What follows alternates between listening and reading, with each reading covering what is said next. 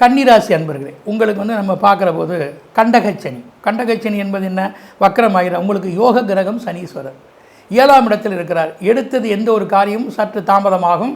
அது மட்டுமல்ல, கூட்டாக செய்யக்கூடிய காரியங்கள், திருமணங்கள், சுப விஷயங்கள், விளம்பரங்கள், எதையும் பூஸ்ட் பண்ணுறது கொஞ்சம் நம்ம பார்த்து எதையும் பண்ணணும். தள்ளி போட்டு எதையும் செய்யணும். அவசரப்படக்கூடாது. உங்களுடைய அவசரமும் மனோவியாகுலமும் டென்ஷனும் சில சமயத்தில் காரியங்கள் நமக்கு ஒரு புதாவுடைய உண்டாக்க கிடைக்கும். ஆனால் எல்லோரையும் அனுசரித்து போங்கள். தியானம் மற்றும் பூஜைகள், வழிபாடுகள் இதில் உங்களுக்கு நன்மை. பரிகாரம் தேவை. பொறுத்திருந்து எதையும் செய்தால் அதனால் பிறர் உதவியும் தனக்கு பெற வேண்டிய நன்மைகளும் இந்த வக்கரச்சனியால் வந்து சேரும்.